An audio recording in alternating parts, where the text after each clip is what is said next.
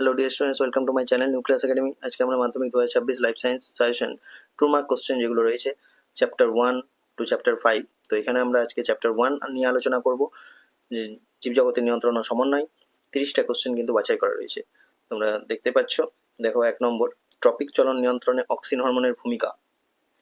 2 দেখো, ট্রপিক ও ন্যাস্টিক চলনের পার্থক্য। দেখো উত্তরগুলো কিন্তু করা নেই, কোশ্চেন দেখে তোমরা উত্তর কিন্তু বই থেকে করতে পারো। আর হচ্ছে এর আগে আমরা 1086 পেজ যেটা এবিটি এর, ওখানে কিন্তু 2 মার্কস 80টা কোশ্চেন সলভ করেছি, তো সেখান থেকেও তোমরা দেখে নিতে পারো।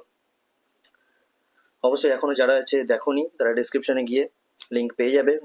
1086 পেজের যে 2 মার্কসের কোশ্চেন উত্তর করা রয়েছে, একবার দেখে নিও। আর তোমরা বই থেকেও করতে পারো। তাহলে এই দুটো তোমরা বইতে পেয়ে যাচ্ছ। ফটোট্যাকটিক চলন, ফটোট্যাকটিক অবশ্যই প্রশ্ন বুঝে উত্তর দেবে, ঠিক আছে। ট্রপিক না ট্যাকটিক, ট্যাকটিক মানে কি সামগ্রিক, উদ্ভিদের সামগ্রিক চলন। আর ট্রপিক মানে আমরা জানি আলোর উৎসের গতিপথ। তাহলে এটাও আমরা বই থেকে নেব উদাহরণ সহ, ঠিক আছে। এবার ধরে নাও প্রশ্ন, এটাও বলে রাখি তোমাদের, প্রশ্নতে উদাহরণ নেই, শুধু তোমাকে সংজ্ঞা চেয়েছে। তুমি অবশ্যই তোমরা চেষ্টা করবে সংজ্ঞা সহ উদাহরণটা লেখার, ঠিক আছে। উদাহরণ প্রশ্নতে বলুক না বলুক। 4 দাগে দেখো, উদাহরণের সাহায্যে হরমোনের ফিডব্যাক নিয়ন্ত্রণ, প্রাণী হরমোনের ফিডব্যাক নিয়ন্ত্রণ, ঠিক আছে। 5 দাগে দেখো, রক্ত শর্করা নিয়ন্ত্রণে ইনসুলিন ও গ্লুকাগনের ভূমিকা। রক্ত শর্করা নিয়ন্ত্রণে বলেছে, ঠিক আছে। ইনসুলিন আমরা কি জানি, ইনসুলিন রক্ত শর্করার পরিমাণ কমায়, গ্লুকোজ রক্তে শর্করার পরিমাণ বাড়ায় বা বৃদ্ধি করে। তো এই যে ধরনের উত্তরগুলো, এটা 2 মার্কস যেভাবে লেখা উচিত, যতটা যেভাবে প্রশ্ন করছে ঠিক সেভাবে আমরা বুঝে উত্তরগুলো করব। 6 দাগে দেখো, অ্যাড্রিনালিন হরমোনকে আপৎকালীন হরমোন বলা হয় কেন। 7 লোকাল ও ট্রপিক হরমোনের পার্থক্য, খুব ভালো প্রশ্ন এটা। পরেরটা দেখো, অন্তঃক্ষরা ও বহিঃক্ষরা গ্রন্থির পার্থক্য, পারবে। উদাহরণ সহ জন্মগত ও অর্জিত প্রতিবর্ত ক্রিয়ার সংজ্ঞা, উদাহরণ সহ লিখে নিও। একনেত্র ও দ্বিনেত্র দৃষ্টি, হরমোন ও স্নায়ুতন্ত্রের মধ্যে পার্থক্য, খুব ইম্পর্টেন্ট প্রশ্ন, হরমোন ও স্নায়ুতন্ত্রের মধ্যে পার্থক্য, ঠিক আছে। ভিবিআই দুটোই দেখবে, একনেত্র দ্বিনেত্র এটাও দেখবে। তারপরে দেখো, প্রতিবর্ত পথের অংশগুলি। প্রতিবর্ত পথ, তোমরা ছবি এঁকেছো সরল প্রতিবর্ত পথ, তাই তো, সরল প্রতিবর্ত চাপ, তুমি যেটাই বলো না কেন। তো প্রতিবর্ত পথের অংশগুলো কি কি অংশ রয়েছে, সেন্সরি নিউরন, হচ্ছে আজ্ঞাবহ নিউরন বা মোটর নিউরন, তোমরা যেগুলো যেগুলো সুষুম্নাকাণ্ড, তারপর নিউরোসিল, তাই তো, অংশগুলোর নামগুলো লিখবে। 12 দাগে দেখো, প্রতিবর্ত ক্রিয়া কিভাবে মানুষের প্রাত্যহিক জীবনে সাহায্য করে, 2টি উদাহরণের সাহায্যে তা বুঝিয়ে দাও। এটাও কিন্তু খুব ভালো প্রশ্ন। দেখো এই জন্য স্টার মার্ক গুলো এইভাবেই করা হয়েছে, যেগুলো বেশি মানে খুবই গুরুত্বপূর্ণ যেগুলো, সেগুলো কিন্তু 3টে করে স্টার দিয়ে রেখেছি, তোমরা দেখো। তারপরে 13 নম্বর, প্রকরণ চলনকে রসস্ফীতিজনিত চলন বলার কারণ। প্রকরণ চলন উদাহরণটা দিবে, বনচারাল। তারপরে রসস্ফীতিজনিত চলন বলা হয় কেন সেটা লিখবে। এটাও বইয়ের একদম সেম বই থেকে পেয়ে যাবে, উত্তরগুলো করো, রেডি করে নিও পরীক্ষার জন্য। পজিটিভ ও নেগেটিভ চলনের উদাহরণ সহ সংজ্ঞা লেখো। পজিটিভ চলন আর নেগেটিভ, আমি বারবার বলেছি, চলন চ্যাপ্টারে যা যা তোমরা পাচ্ছ সংজ্ঞাগুলো অবশ্যই তার মানে, যেমন ফটোট্রপিক, ফটোট্যাকটিক, জিওট্রপিক, এদের কিন্তু বাংলা নামগুলো অবশ্যই দেখে রাখবে, ঠিক আছে। কোনটা আলোকবর্তী বলছি, কোনটা হচ্ছে তোমার অনুকূলবর্তী, প্রতিকূলবর্তী, এই যে এই ধরনের টার্মগুলো, এগুলো কিন্তু অবশ্যই করে রাখতে হবে। 15 দেখো, একটি ইন্ডোল এবং নন ইন্ডোল অক্সিনের নাম, ঠিক আছে। ইন্ডোল অ্যাসিটিক অ্যাসিড যেমন পড়েছো, উদাহরণগুলো দেবে। হরমোনের দ্বৈত ক্রিয়া, এটা খুব ইম্পর্টেন্ট, এটাও একটা হরমোনের দ্বৈত ক্রিয়া।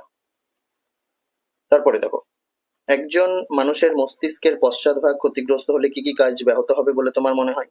পশ্চাৎ মস্তিষ্ক ক্ষতিগ্রস্ত হলে পশ্চাৎ মস্তিষ্কের কিছু কাজ তুমি উল্লেখ করবে, এই কাজগুলো ব্যাহত হবে, মানে এইভাবে নিজের ভাষায় কিন্তু গুছিয়ে লিখতে হবে। 18 দাগে দেখো, থাইরয়েডিজমের প্রকারভেদগুলি সংক্ষেপে লেখো। প্রকারভেদ, থাইরয়েডিজম 2 প্রকার আমরা জানি, তাই তো, কি কি, থাইরয়েডিজম, হাইপোথাইরয়েডিজম আর হাইপার থাইরয়েডিজম। তো এই যে এটা একটা হচ্ছে হাইপো, একটা হাইপার, এই যে কথাগুলো আসবে, হাইপোথাইরয়েডিজম সংক্ষেপে লিখে দিচ্ছি আমি, আর হাইপার থাইরয়েডিজম। তো দেখো, হাইপো কথার মানে কি কম, আর হাইপার মানে বেশি, এটা মনে রাখবে। তাহলে হাইপোথাইরয়েডিজম আর হাইপার থাইরয়েডিজম এই দুটো ভাগ। সংক্ষেপে আলোচনা বলেছে, একটু এটা সম্বন্ধে একটু লিখতে হবে তোমাকে, যে হাইপোথাইরয়েডিজম মানে যখন থাইরক্সিন হরমোন কম ক্ষরণ হচ্ছে তখন সেটাকে আমরা বলছি, তার প্রভাবে কি রোগ হচ্ছে সেটাকে উল্লেখ করবে। অর্থাৎ থাইরক্সিন হরমোনের কম ক্ষরণে শিশুদের ক্ষেত্রে ক্রেটিনিজম, বড়দের ক্ষেত্রে মিক্সিডিমা, এই লেখাগুলো থাকবে। হাইপার থাইরয়েডিজম, থাইরক্সিন হরমোনের বেশি ক্ষরণের ঘটনা, সেটা হচ্ছে হাইপার থাইরয়েডিজম বলছি। তাহলে থাইরক্সিন হরমোনের বেশি ক্ষরণে আবার কি রোগ হয়, গলগণ্ড বা গয়টার, এইভাবে পুরো সংক্ষিপ্ত একটা আলোচনা থাকবে 2 মার্কসের জন্য। বোঝা গেছে? পরেরটা দেখো, বই পেয়ে যাবে স্নায়ুগ্রন্থি বা গ্যাংলিয়ন। তারপরে নিউরো ট্রান্সমিটার, অবশ্যই উদাহরণ দেবে, অ্যাসিটাইল কোলিন সংজ্ঞাটা নেবে। নিউরো হরমোন এডিএইচ, পুরো নাম সহ লিখবে, অ্যান্টি ডাইউরেটিক হরমোন।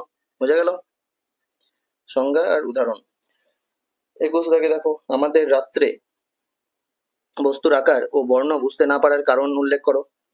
তাহলে চোখের যে কোষগুলোর উপস্থিতি সেটা তোমাকে উল্লেখ করতে হবে। আমাদের চোখে মানে এই যে রড কোষ আর কোন কোষ, কুকুর বেড়াল এরা রাত্রে খুব ভালো দেখতে পায়, কেন? কারণ রড কোষের সংখ্যাটা প্রচুর পরিমাণে থাকে তাদের, তাই তো। আর কোন কোষ কি কাজ করে? উজ্জ্বল আলোতে দেখতে সাহায্য করে, আর রড কোষ মৃদু আলোতে দেখতে সাহায্য করে। প্রথমে লিখলে এই দুটো লাইন, লেখার পর তোমাকে এই বর্ণনার ভিত্তিক মানে কোশ্চেন ভিত্তিক, কোশ্চেন অনুযায়ী তোমাকে লাইনগুলো লিখতে হবে যে আমাদের রড কোষের সংখ্যাটা কম। পারবে? 22 দেখো, দর্শনে আইরিসের গুরুত্ব, ভালো প্রশ্ন এটাও। মেনিনজেস কি? সিএসএফ এর কাজ, মেনিনজেসের মধ্যে মস্তিষ্কের যে আবরণ, এটা কিন্তু তিনটেই নাম দেবে, হ্যাঁ, ডুরামেটার, পিয়ামেটার, আরেকনয়েড মেটার, এটা লিখবে। সিএসএফ এর কাজ, তুমি অবস্থানটাও তোমরা দেখে নেবে, এখানে শুধু কাজ উল্লেখ করে রেখেছি, অবস্থানটাও ইম্পর্টেন্ট। 24 নিম্নলিখিত কাজগুলির সঙ্গে, আমাদের 22 23 হয়ে গেল, 24 নম্বর দেখো, নিম্নলিখিত কাজগুলির সঙ্গে সংশ্লিষ্ট হরমোনগুলির নাম তালিকাবদ্ধ করো। এই ধরনের প্রশ্ন কিন্তু তোমরা এবিটিএ তো প্রচুর বার দেখেছো, পর্ষদ টেস্ট পেপার হাতে পেয়ে দেখবে এই ধরনের গল্প আকারে কিন্তু প্রশ্নগুলো থাকে। অর্থাৎ তোমাকে কাজগুলো তুলে দেবে, হরমোনের নাম জানতে চাইবে, কিংবা কাজগুলো উল্লেখ করে কোন মস্তিষ্ক দ্বারা নিয়ন্ত্রিত হয় সেটা জানতে চাইতে পারে, তাই তো। তো এই যে উত্তরগুলো এখান থেকে করবে। নেফ্রনের দূরবর্তী নালিকা থেকে জলের পুনঃশোষণ বৃদ্ধি, এডিএইচ। নিষিক্ত ডিম্বাণুকে জরায়ুঘাতে প্রতিস্থাপন করে কোন হরমোন? স্তনগ্রন্থি থেকে দুগ্ধ উৎপাদন নিয়ন্ত্রণ করে কোন হরমোন? জরায়ুর সংকোচন বৃদ্ধি। এগুলো করো, ঠিক আছে?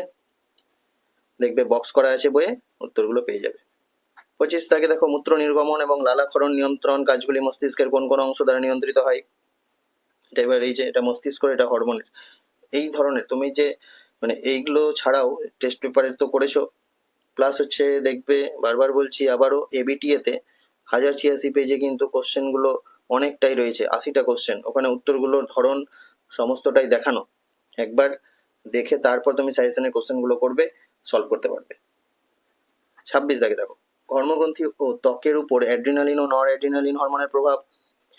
গমনে পায়রার উড্ডয়ন পেশির ভূমিকা, পায়রার উড্ডয়ন পেশি, মাছের মায়োটম পেশি, সেটাও একটু দেখবে। তারপরে কৃত্রিম হরমোনের ব্যবহারিক প্রয়োগ, খুব ভালো প্রশ্ন, এখানে কিন্তু অনেক সময় উল্লেখ করে দেয় সিনথেটিক হরমোন, ঠিক আছে, কৃত্রিম হরমোন না বলে তোমাকে বলে দিতে পারে সিনথেটিক হরমোন, সিনথেটিক ওটাই সংশ্লেষিত, তাই তো, বা PGRS, প্ল্যান্ট গ্রোথ রেগুলেটরস, এইভাবেও কিন্তু প্রশ্ন আসতে পারে। তো কখনোই ঘাবড়ে যাবে না, ভয় পেয়ে যাবে না, প্রশ্ন ঠান্ডা মাথায় বুঝে উত্তর দেবে। 29 দেখো, বল ও সকেট অস্থিসন্ধির বৈশিষ্ট্য উদাহরণ সহ, একদম চ্যাপ্টার 1 দেখবে লাস্ট পেজ, অনুশীলনীর আগে যে পেজটা রয়েছে বল ও সকেট অস্থিসন্ধির, তার সঙ্গে হচ্ছে উদাহরণ আর বৈশিষ্ট্য, সব টোটালটাই আমরা একটু দেখব। অন্যান্য পেশিগুলো রয়েছে ওখানে, দেখে নিও। 30 নিউরোগ্লিয়া ও মেডুলারি আবরণের কাজ, অনেকবার করেছো। নিউরোগ্লিয়া স্নায়ুকোষ ধারক রূপে, নিউরোগ্লিয়া কোথায় থাকে? স্নায়ুতন্ত্র কি কি অংশ নিয়ে গঠিত? ওখানে হচ্ছে আমরা পড়েছি নিউরন আর একটি অপর উপাদান নিউরোগ্লিয়া, তাই তো। দেখবে মেডুলারি আবরণ, স্নায়ুর আবরণ তৈরি করা, তো এগুলো কাজ তুমি বই থেকেও পেয়ে যাবে। বোঝা গেল?